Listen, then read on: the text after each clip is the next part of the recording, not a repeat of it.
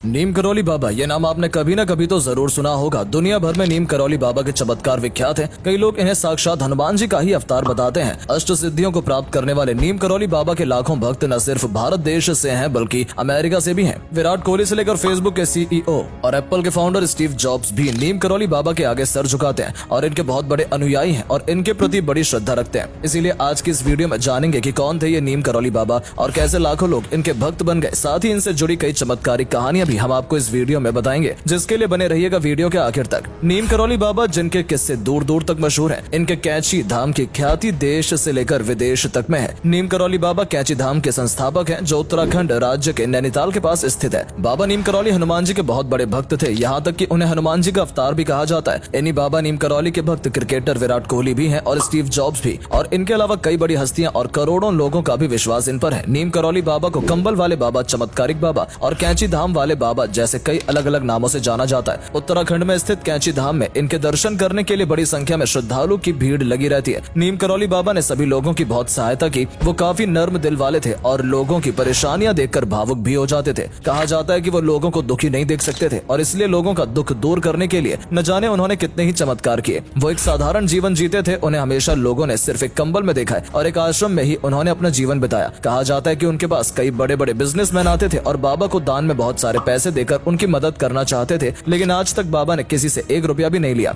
जब लोगों की मनोकामनाएं पूरी हो जाती थी तब खुशी से लोग उन्हें चढ़ावे के रूप में बहुत कुछ देना चाहते थे, लेकिन बाबा साफ इनकार कर देते थे। कहते हैं कि उनमें इतना तेज था कि लोग उनकी सिर्फ तस्वीर देखकर ही उनसे प्रभावित हो जाते थे। नीम करौली बाबा का असली नाम लक्ष्मण दास था। तो चलिए जानते हैं कि लक्ष्मण दास आखिर कैसे नीम करौली बाबा बने। इनका जन्म 1900 में उत्तर प्रदेश के फिरोजाबाद जिले के अकबरपुर गाँव में हुआ था। बाबा शुरू से भगवान हनुमान जी के बहुत बड़े भक्त थे और बचपन से ही इनमें एक अद्भुत ज्ञान था। एक बार 11 साल की उम्र में वो घर छोड़कर चले गए थे, जिसके बाद उनके पिता उन्हें ढूंढ कर लेकर आए। अपने बेटे के इस रवैये को देखकर उनके पिता ने अपने बेटे की शादी करवा दी और उनके पिता ने सोचा कि जब शादी हो जाएगी, जिम्मेदारी आएगी तो उनका बेटा सुधर जाएगा। लेकिन बाबा का मन कभी भी दुनियादारी या गृहस्थ जीवन में नहीं लगा। अपने पिता के कहने पर उन्होंने शादी करके परिवार तो बसा लिया था, लेकिन वो बार बार गृहस्थ जीवन त्यागने की कोशिश करते रहते थे। नीम करौली बाबा के 2 बेटे और एक बेटी भी हुई। फिर एक समय पर उन्होंने हमेशा के लिए घर छोड़ दिया और एक जगह जाकर भक्ति और तपस्या में लीन हो गए। लगभग उन्होंने 8 साल तक तपस्या की और इस दौरान उन्होंने अष्ट सिद्धियां प्राप्त की थी। ये सिद्धियां प्राप्त करना बहुत मुश्किल होता है। बड़े बड़े साधु ऋषि भी इन्हें प्राप्त नहीं कर पाते और जिन्हें ये सिद्धियां प्राप्त हो जाती हैं तो कहा जाता है कि उनमें एक अद्भुत शक्तियां आ जाती हैं। वो शख्स फिर असंभव से असंभव कार्य भी चुटकी में कर सकता है और ये सिद्धियां बाबा को अपनी कड़ी तपस्या, श्रद्धा और भक्ति से हासिल हो गई थी। क्या आप जानते हैं कि बाबा का नाम नीम करौली बाबा कैसे पड़ा? दरअसल इसकी भी एक सच्ची घटना है। फर्रुखाबाद के पास एक गाँव है नीम करौली। एक बार बाबा ट्रेन से कहीं जा रहे थे। उस वक्त वो साधु तो थे ही और बिना टिकट के गलती से फर्स्ट क्लास वाले डिब्बे में चढ़ गए, जिसके बाद एक टीटी आया और उन्हें ट्रेन से उतार दिया और दोबारा ट्रेन में चढ़ने से सख्त मना कर दिया। कहते हैं जैसे ही नीम करौली बाबा उस ट्रेन से उतरे, उसके बाद से ट्रेन स्टार्ट ही नहीं हुई। लंबे समय तक ट्रेन वहीं खड़ी रही और नीम करौली बाबा वहीं ट्रेन के बाहर बैठे हुए थे।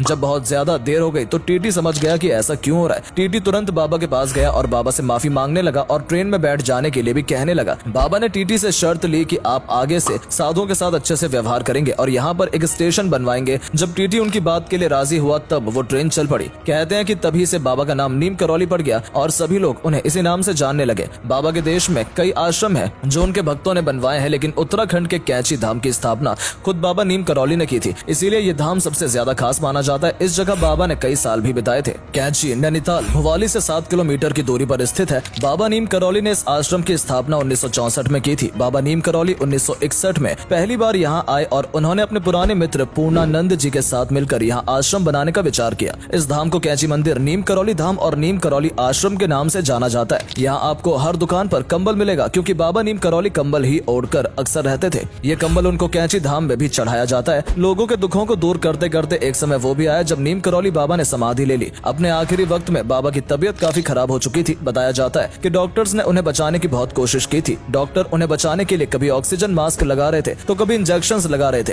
इतने में नीम करौली बाबा ने खुद ही अपना ऑक्सीजन मास्क हटाया और कहा कि उनके जाने का वक्त आ चुका है। यह कहकर वो भगवान का नाम लेने लगे, जिसके बाद 11 सितंबर 1973 को वृंदावन के एक अस्पताल में नीम करौली बाबा की मृत्यु हो गई थी, या कहें कि उन्होंने समाधि ले ली थी। उनके जाने के बाद उनके भक्त बेहद दुखी हुए, लेकिन आज भी बाबा अपने भक्तों के दुख दूर करते हैं। नीम करौली बाबा के हजारों किस्से मशहूर हैं, जहां उन्होंने लोगों की सहायता की है और साथ ही एक चमत्कारिक किस्से भी हैं जिन्हें सुनकर हर कोई हैरान हो जाता है। एक बार बाबा अपने प्रसाद के एक दाने से ही सभी को प्रसाद बांट रहे थे। उन्हीं में से किसी ने ये गौर किया कि बाबा कई लोगों लोगों को उसी दाने में से प्रसाद दे चुके हैं, लेकिन उनका प्रसाद अभी तक खत्म नहीं हुआ। जैसे ही उस इंसान ने बाबा से हाथ आगे करके दिखाने को कहा तो बाबा ने हंसते हुए कहा कि अब चमत्कार खत्म हो गया। एक बार इनके पास अमेरिका के रिचर्ड अल्बर्ट गए थे। ये एक बड़े प्रोफेसर थे और सिर्फ घूमने के मकसद से भारत आए थे। रिचर्ड बाबा के बारे में ज्यादा कुछ नहीं जानते थे। वो अपने साथ एक ऐसा केमिकल पिल्स लाए थे जो कि बहुत ज्यादा खतरनाक था, लेकिन ये उनके लिए एक प्लेजर देने वाली चीज थी जिसे एक बार में एक से ज्यादा कंज्यूम नहीं किया जा सकता था। ये पिल्स जब उन्होंने बाबा को दिखाई तो बाबा ने उन्हें तुरंत खा लिया और रिचर्ड के पास जितनी भी थी वो सब ले ली और एक बार में बाबा उसे निकल गए। ये देखकर रिचर्ड हैरान रह गए क्योंकि उसे खाकर एक बड़ा विस्फोट तक हो सकता था, लेकिन बाबा शांति के साथ अपना काम कर रहे थे। जब इसके बारे में रिचर्ड ने उनसे पूछा तो बाबा ने उनसे कहा कि ये सब बेकार की चीजें हैं, इसमें अपना समय बर्बाद मत करो, इससे ज्यादा आनंद भक्ति में है। उस वक्त रिचर्ड ने बाबा के साथ लंबा वक्त बिताया और वो उनसे इतना प्रभावित हुए कि उन्होंने अपना नाम रामदास रख लिया और तभी से उनका पूरा जीवन बदल गया। आप इसी से अंदाजा लगा लीजिए कि क्यों एप्पल के मालिक या फिर फेसबुक के ओनर ये सभी लोग इन बाबा को अपना गुरु मानते हैं। स्टीव जॉब्स ने बताया था कि वो बहुत पहले से इन बाबा को अपना गुरु मानते थे और उन्हें बहुत कुछ सीखने को मिला है। स्टीव जॉब्स ने ही मार्क जुकरबर्ग को यह सलाह दी थी कि तुम भारत जाओ, वहाँ उत्तराखंड के कैंची धाम में तुम्हें एक नई ऊर्जा मिलेगी जिसके बाद तुम पूरे बदल जाओगे। स्टीव जॉब्स से प्रेरित होकर फेसबुक के संस्थापक मार्क जुकरबर्ग भी 2015 में बाबा नीम करौली के कैंची धाम आश्रम पहुंचे थे। उस वक्त फेसबुक की हालत ठीक नहीं थी, लेकिन बाबा के आश्रम में रुकने के बाद सफलता के नए आयाम खुले। इसके अलावा हॉलीवुड अभिनेत्री जूलिया रॉबर्ट्स भी उनसे प्रभावित है। यहाँ तक कि गूगल फाउंडर लैरी पेज का नाम भी इसमें शामिल है। तो दोस्तों ये थी कहानी नीम करौली बाबा की। नीम करौली बाबा के जन्म स्थान पर भी एक मंदिर बना हुआ है जहाँ भी लोग दर्शन के लिए आते हैं और जिस घर में बाबा रहते थे वो घर भी आज वैसा ही है। आपने नीम करौली बाबा के बारे में कब जाना कमेंट करके जरूर बताएं और जाते जाते वीडियो को लाइक और शेयर करना ना भूलें। धन्यवाद।